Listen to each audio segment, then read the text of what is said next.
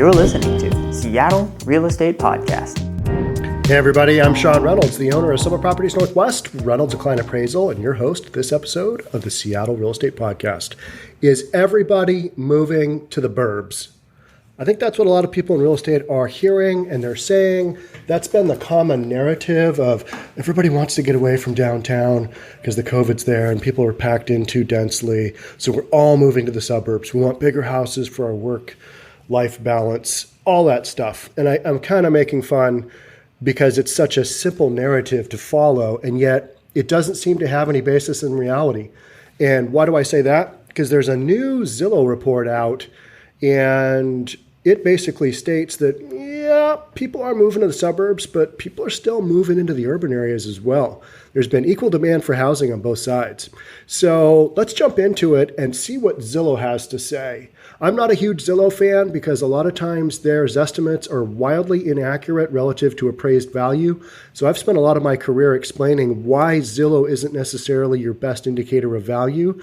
But as far as data reporting goes, Zillow covers so much of the United States. They have some really good data when these reports come through that I think you can kind of look at and go, okay, there's the trend. Here's the trend. Let's jump on and see what this moving to the burbs trend looks like. So it's an article I found in Forbes, and it's titled, "A New Housing Market Report Disputes Trendy Pandemic Narratives."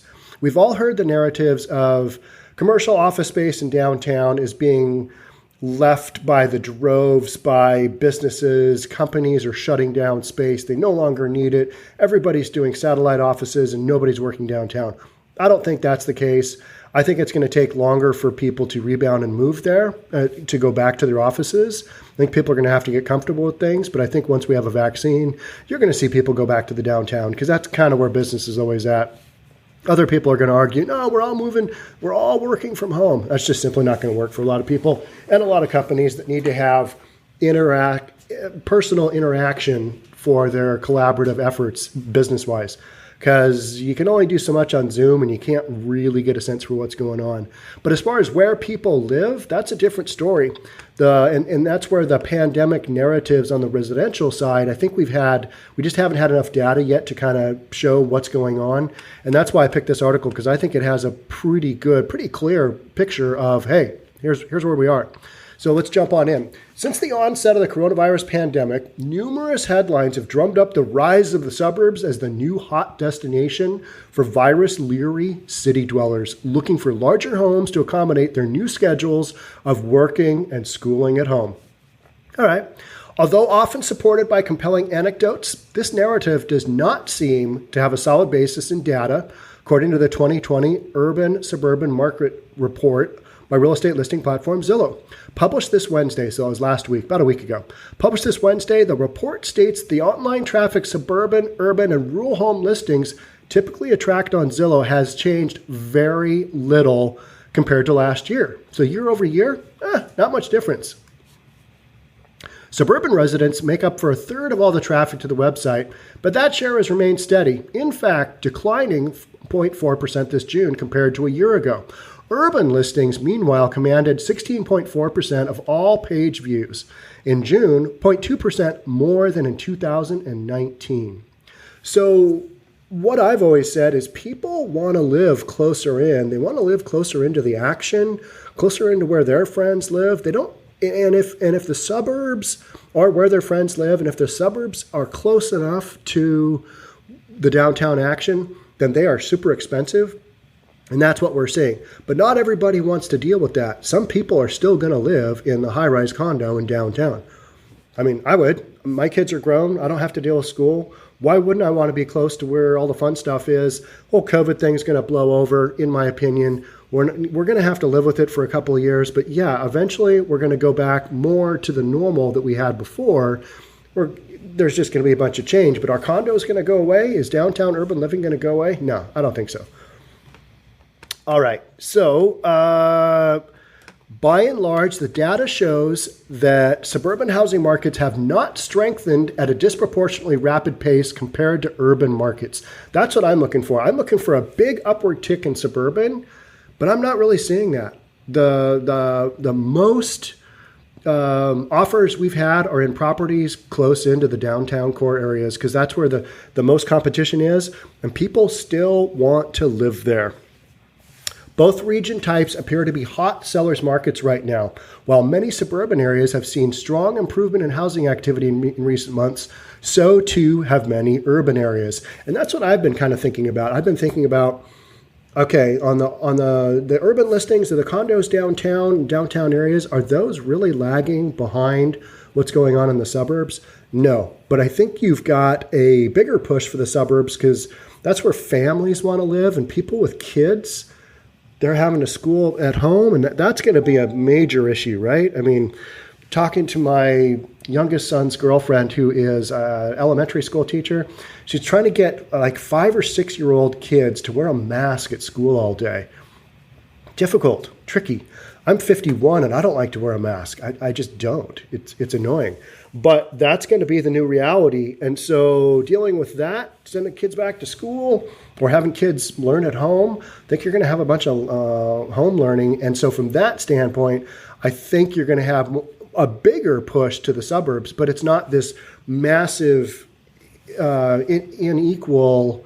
That's not even the right word. That's not even close. But it's not going to be this massive push to the suburbs versus, oh, we're just emptying out the urban areas.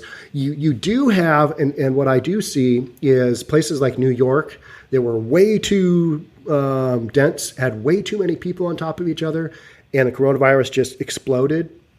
Those areas, they are experiencing that kind of thing. But here in the Pacific Northwest, I don't think you're seeing that because we didn't have that kind of impact from the coronavirus in our downtown core areas. So with some exceptions, America's cities and their suburbs have experienced comparable market dynamics when it comes to the days homes spent on the market. Days on market, super important.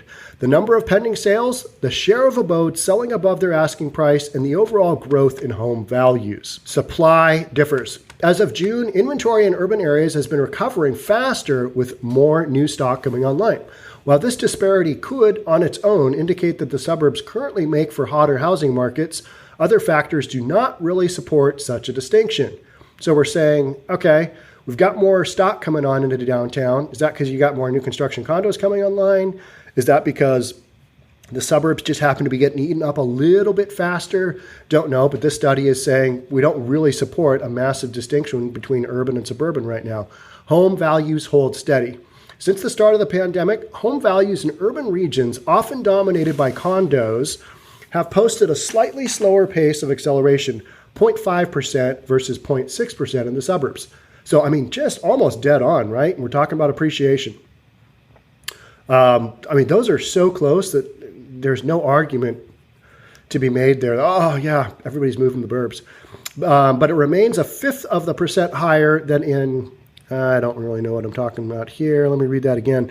Since the start of the pandemic, home values in urban regions, often dominated by condos, have posted a slightly slower pace of acceleration, 0.5% versus 0.6% in the suburbs, but remain 0.5% higher than in suburban areas where single-family homes form the typical stock. In a handful of major metro areas, however, that dynamics reverted year over year. In New York City and Boston, for instance, home values declined in urban zip codes and increased in the suburbs. So those are those areas, super dense. People bailed on the super dense downtown urban, and it sounds like the suburbs have benefited. But in most markets, they're only claiming a couple of markets here out of all of the big cities in the United States. So sales prices diverge. The urban versus suburban comparison of median sales prices, however, presents a slightly different story. According to Zillow, sales prices have decelerated 6% more in the cities than in the suburbs. But in urban areas, they also had more room to fall without turning negative, with a pre-coronavirus year-over-year gain of 9.3% compared to 6.4% in the suburbs. So what you've got is the urban areas were super hot before the pandemic. They're going up faster than the suburbs. So they've got more room to come down.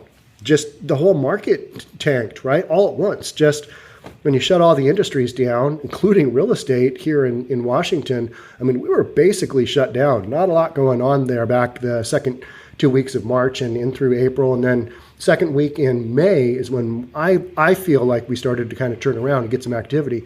But up to that point, there was not a lot of action happening, not a lot of game going on. More so than a lot of other industries, but for real estate, super slow, considering that is our prime time of the year to be selling homes, listing homes, and be out there and about. And people were just freaked out, and they were hunkered down and at home, staying safe and trying not to die. So the urban price deceleration, however, disproportionately impacted coastal cities, while the Midwest exhibited no divergence along urban versus suburban lines. Interesting.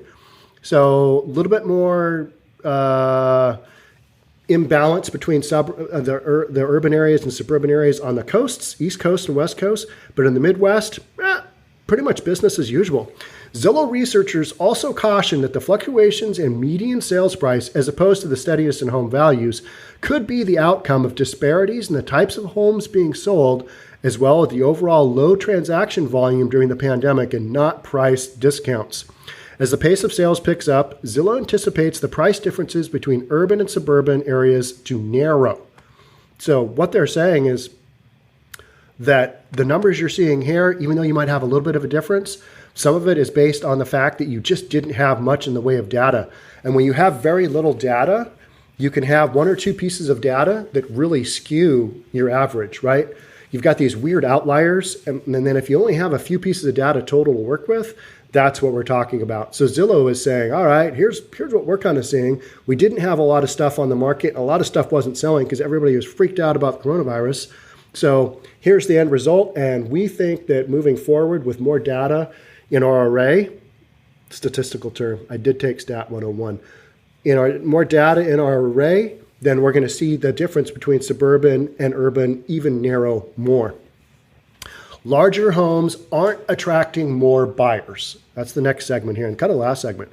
So you kind of think that everybody is moving to the burbs because they want a bigger house, because they need to spread out. Is that the case? Sure sounds good, doesn't it? You always have these stories where there's one author interviews one family and their single story creates a narrative, and then that narrative forms with a bunch of other narratives kind of similar to it. But then when you're on the real estate end of things, you're like, yeah, I've read that article, but that's not the experience that I'm seeing. When I look through 100 different offers, or when I look through 200 pieces of data for some weird appraisal that we got to analyze a bunch of stuff on because we can't figure out what's going on, that's not what I'm seeing. This one experience of, we did this and this happened to us and that's why we're here.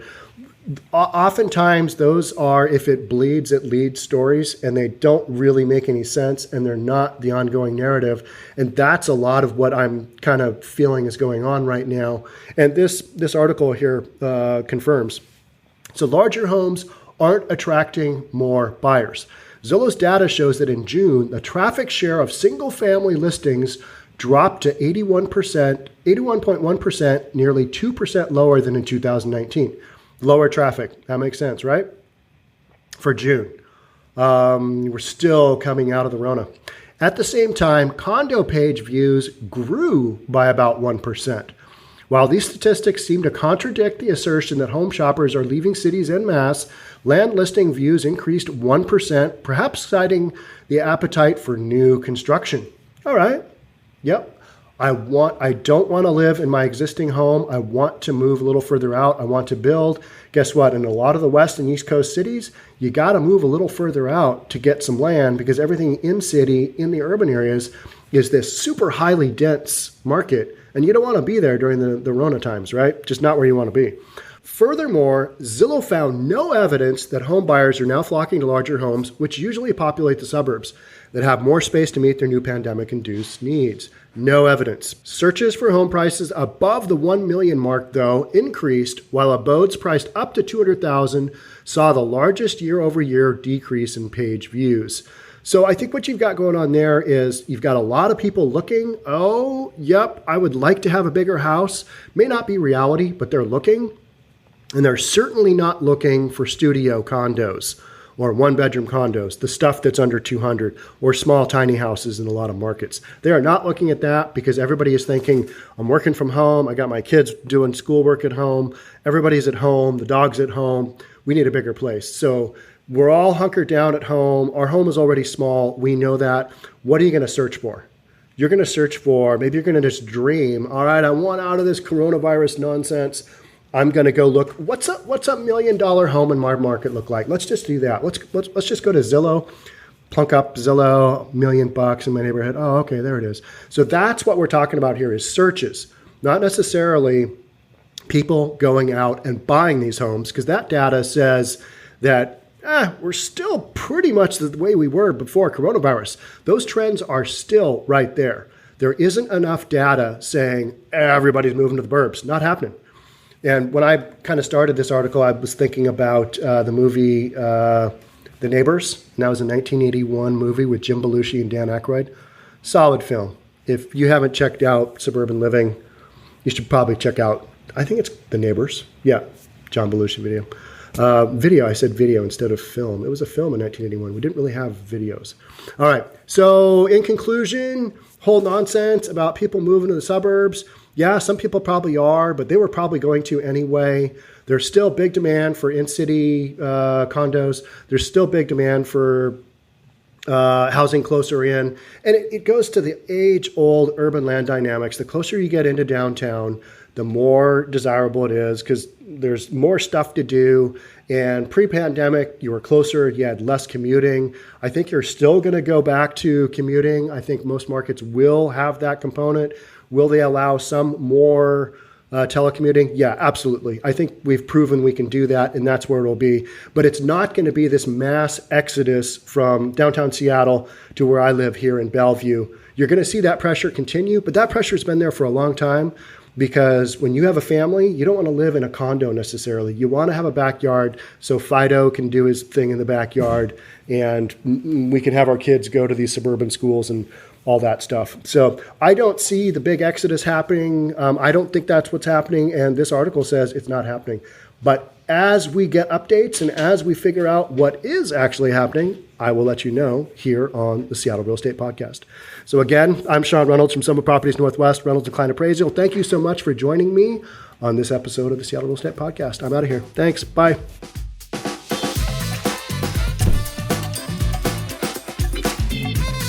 Don't forget to subscribe to our channel and hit the notification bell so you'll know when our next video is out.